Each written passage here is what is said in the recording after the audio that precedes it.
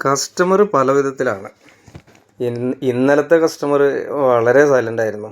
എന്താണ് പേര്, എവിടെയാണെന്നും അങ്ങനെ വളരെ പിശുക്കിയുള്ള സംസാരം. അവർക്ക് അവരുടെ പ്രശ്നങ്ങളുണ്ടാകുമല്ലോ. ട്രിപ്പ് ട്രിവാൻഡ്രത്തേക്കായിരുന്നു. ആകെ വണ്ടി നിർത്തിയത് ഫുഡ് കഴിക്കാൻ വേണ്ടി മാത്രമായിരുന്നു.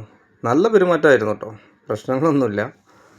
ബ്രേക്ക്ഫാസ്റ്റ് തൃശ്ശൂർ വിനായകയിലും ലഞ്ച് കോട്ടയം എത്തുന്നതിന് മുന്നേ ഉള്ള അന്നപൂർണയിലും, രണ്ടും വെജിറ്റേറിയൻ. യാത്രയിൽ പകുതി സമയം അവർ ഉറങ്ങായിരുന്നു. 8 മണിക്ക് തിരുവനന്തപുരത്തെ വെഞ്ഞാറമൂട്ടിലെത്തി. MC റോഡാണ് ഞാനിന്ന് തിരഞ്ഞെടുത്തത്, നമ്മുടെ സ്വന്തം സുരാജേട്ടൻ്റെ നാട്ടിൽ. ഒറ്റയ്ക്കായിരുന്നു തിരിച്ചു വരുന്നുണ്ടായിരുന്നത്. അതൊരു ടാസ്ക്കായിരുന്നു, കാരണം പുലർച്ചെ ഒരു ട്രിപ്പ് കയറ്റിട്ടുണ്ടായിരുന്നു 5 മണിക്ക്. അതുകൊണ്ട് അധികമൊന്നും വീഡിയോസും ഫോട്ടോസും എടുക്കാൻ സാധിച്ചില്ല. രാത്രി 11 മണിക്കാണ് ഞാൻ ഫുഡ് കഴിക്കാൻ നിർത്തിയത്. വഴിയിൽ മുഴുവനും കല്യാണപ്പന്തൽ പോലെ വളരെ മനോഹരമായ റെസ്റ്റോറൻറ്റുകളുടെ ഒരു കാഴ്ച തന്നെയായിരുന്നു. പക്ഷേ ഇന്ന് ഞാനൊരു തട്ടുകടയിൽ നിന്നാണ് കേട്ടോ ഫുഡ് കഴിച്ചത്, കോട്ടയത്തിനും പന്തളത്തിനും ഇടയിൽ.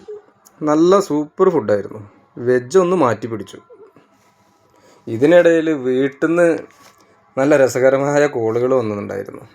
എന്താണെന്ന് വെച്ചാൽ, വൈഫും കുട്ടികളും എവിടെ എത്തിയെന്ന് ചോദിച്ചിങ്ങനെ വിളിക്കുക ഇടയ്ക്ക്.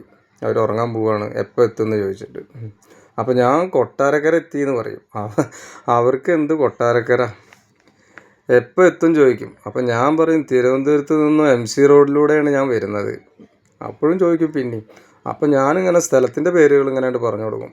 അടൂർ, കൊട്ടാരക്കര, പന്തളം, കോട്ടയം, മൂവാറ്റുപുഴ, പെരുമ്പാവൂർ, കാലടി, അങ്കമാലി, ചാലക്കുടി, തൃശ്ശൂർ, വടക്കാഞ്ചേരി, അങ്ങനെ ഷൊർണൂർ. അപ്പോൾ പിന്നെ അപ്പുറത്തെ ഭാഗത്തുനിന്ന് ശബ്ദമൊന്നും ഉണ്ടാവില്ല. ശരി എന്നാന്ന് പറഞ്ഞു. അങ്ങനെ ഞാൻ 4:30 എത്തിയിട്ടോ, മറ്റേ ട്രിപ്പ് എടുക്കാൻ വേണ്ടി പോയി.